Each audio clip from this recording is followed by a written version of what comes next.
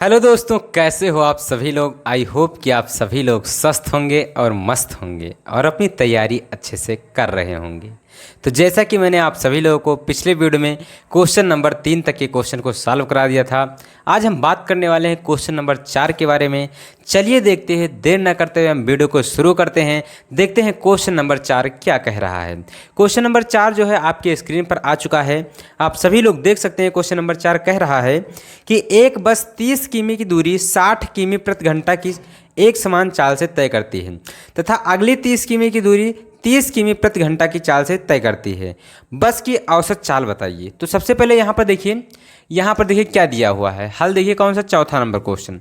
चौथा number question में आपको दिया हुआ है b1 इक्वल टू दिया हुआ है आपको कितना, 60 किमी प्रति घंटा की चाल से। कितने, 60 किमी प्रति घंटा की चाल से। और फिर दूरी कितना है, यानी आपका जो d1 है वो कितना है, 30 किमी है। ठीक बेटा, 30 किमी, यानी 30 किमी की दूरी कितने, 60 किमी प्रति घंटा की चाल से चलता है।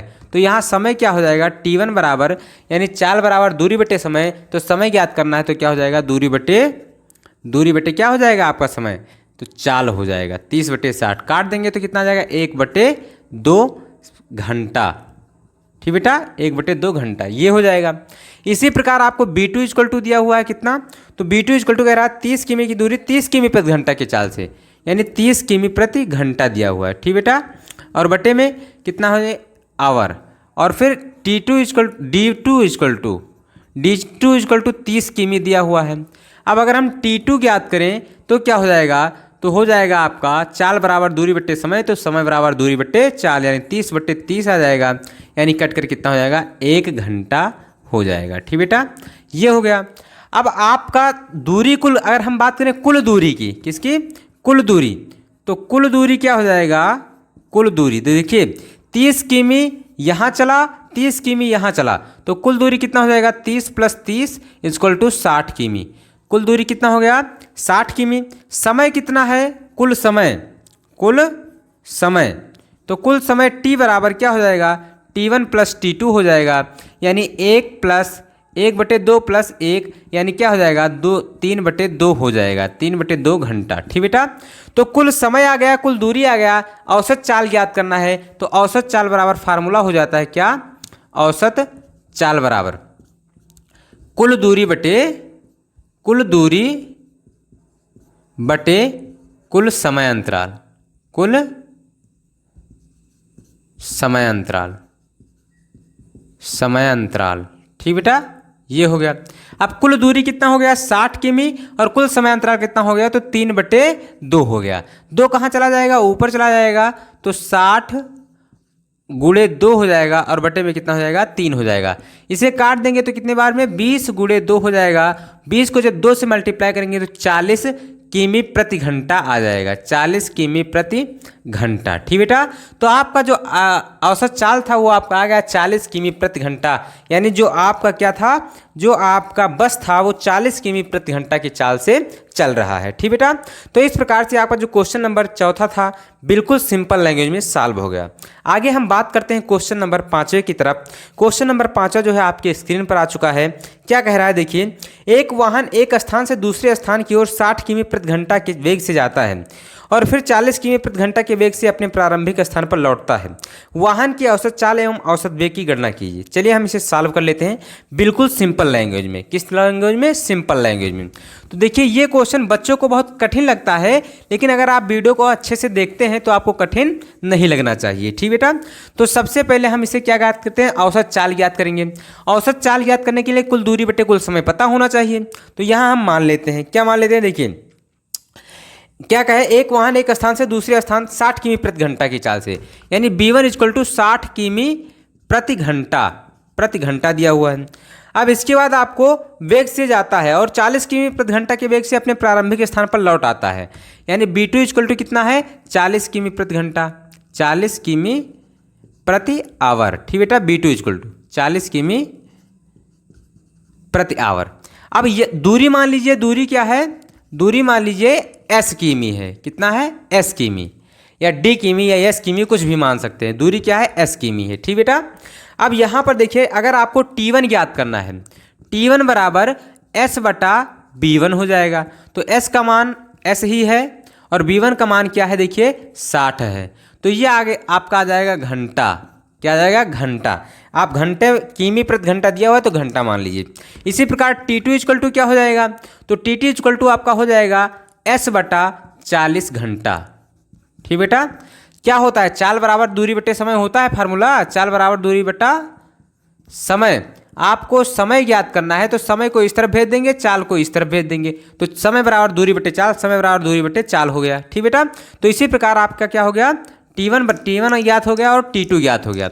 अगर हम बात करें कुल समय की, कुल समय, तो कुल समय T बराबर क्या हो जाएगा? T1 प्लस T2 हो जाएगा। तो T1 का मान कितना है? तो s बटा 60 है और T2 का मान s बटा 40 है। अगर हर बराबर करेंगे तो 2 से इसे गुणा करेंगे ऊपर नीचे, 3 से इसे गुणा करेंगे तो कितना हो जाएगा? 2s plus 3s, 2s plus 3s और बटे में 120 हो जाएगा। तो 2 और 3 जोड़ेंगे तो 5s हो जाएगा और बटे में कितना हो जाएगा बोलिए? ये 5s हो जाएगा और बटे में 120 हो जाएगा। ये आ गया कुल समय। अब कुल दूरी अगर हम बात करें, कुल दूरी, तो एक बार तो s दूरी जाता है और फिर s दूरी वापस आता है, तो s plus s equal to क्या हो जाएगा? 2s हो जाएगा। कुल दूरी ये हो जाएगा। अब औसत चाल की अगर हम बात करें, औसत चाल, औसत चाल बराबर क्या हो जाएगा बोलिए? तो औसत चाल बराबर आपका फार्मूला हो जाएगा क्या? तो कुल दूरी बटे कुल समय, कुल समय। ठीक बेटा, तो कुल दूरी कितना दिया हुआ है? 2s और बटे कुल समय कितना दिया हुआ है? देखिए यहाँ पर 5s अपान 120 हो जाएगा। 120 कहाँ चला जाएगा? ऊपर चला जाएगा। तो 2s गुणे 120 और बटे में क्या हो जाएगा? 5s हो जाएगा। s से s कट जाएगा और 5 से जब इसे काटेंगे तो क्या हो जाएगा? 2 गुणे इसे जब काटेंगे तो 5 दूनी 10, 5 चौक 20। अब 24 दूना 48 हो जाएगा, यानी 48 किमी प्रति घंटा आपका राइट आंसर आ जाएगा। ठीक बेटा, तो आपका जो क्या है औसत चाल है वो 48 किमी प्रति घंटा है। अब आगे हम बात करते हैं औसत वेग की। तो बताइए औसत वेग की, औसत वेग बराबर क्या होता है? कुल विस्थापन, कुल विस्थापन बटा समय अंतराल, समय अंतराल। ठीक बेटा, ये हो गया। कुल विस्थापन कितना है? अंतिम स्थिति माइनस प्रारंभिक स्थिति, माइनस प्रारंभिक स्थिति। ठीक बेटा, प्रारंभिक स्थिति और बटे में क्या हो जाएगा? समय अंतराल, यानी डेल्टा टी हो जाएगा। तो अंतिम स्थिति कितना है? तो यस दूरी तक चला गया है और फिर प्रारंभिक स्थिति भी यस दूरी चला गया है, डेल्टा टी समय अंतराल है। ये कटकर क्या हो जाएगा? 0 और बटे डेल्टा टी। तो यानी आपका जो औसत वेग आ जाएगा वो क्या आ जाएगा? 0 आ जाएगा। क्या आ जाएगा? 0 आ जाएगा। ठीक बेटा, तो आपका जो औसत वेग आ गया क्या आ गया? 0 आ गया। और जब आपका औसत चाल आया वो क्या आ गया? 48 किमी प्रति घंटा आ गया। तो इस प्रकार से आपका जो क्वेश्चन नंबर 5 था बिल्कुल सिंपल लैंग्वेज में सॉल्व हो गया। आगे हम बात करते हैं क्वेश्चन नंबर 6 की तरफ। क्वेश्चन नंबर 6 क्या कह रहा है?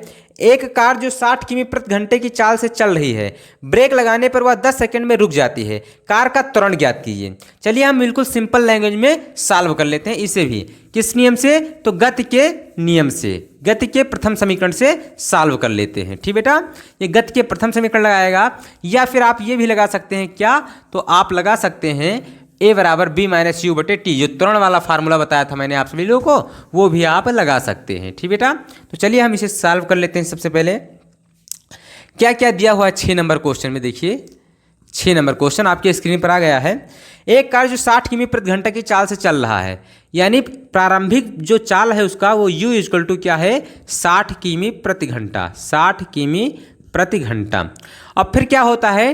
ब्रेक लगाने के बाद वह 10 सेकेंड में रुक जाती है, यानी t इक्वल टू आपको दे दिया गया है 10 सेकेंड, 10 सेकेंड। ठीक बेटा, t इक्वल टू आपको 10 सेकेंड दे दिया गया है।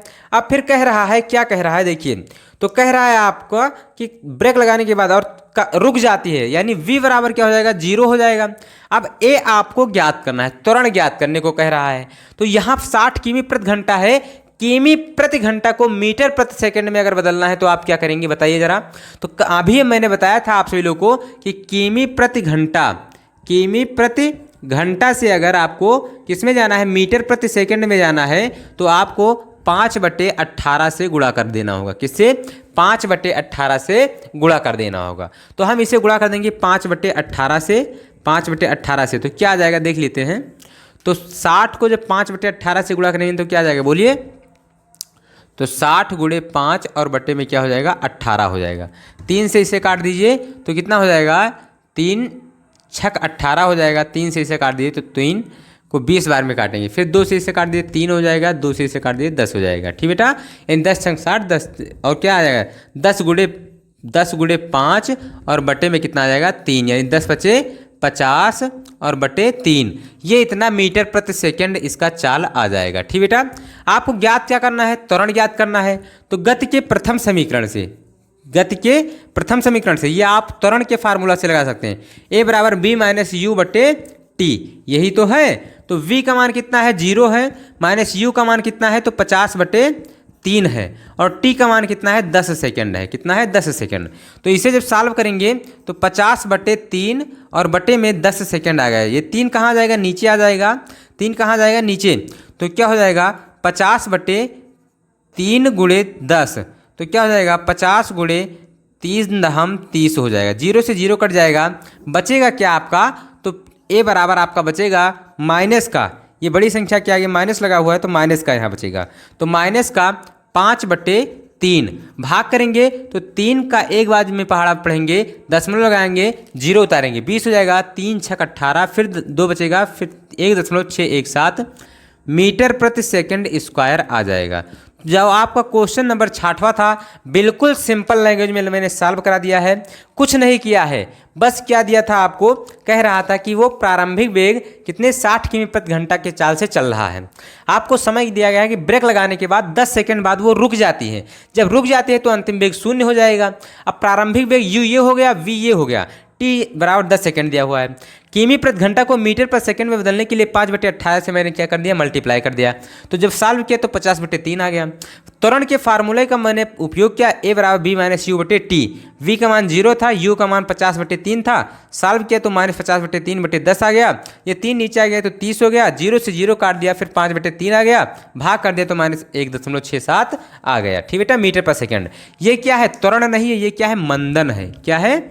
मंदन। क्योंकि मंदन का डिफिनीशन मैंने आप सभी लोगों को बताया है कि ऋणात्मक त्वरण को हम क्या कहते हैं? मंदन कहते हैं। ठीक बेटा, तो इस प्रकार से जो आपका क्वेश्चन नंबर 4, 5, 6 था, क्वेश्चन आपका सॉल्व हो गया। आगे हम मिलते हैं अगले वीडियो में मजेदार एवं धमाकेदार वीडियो के साथ।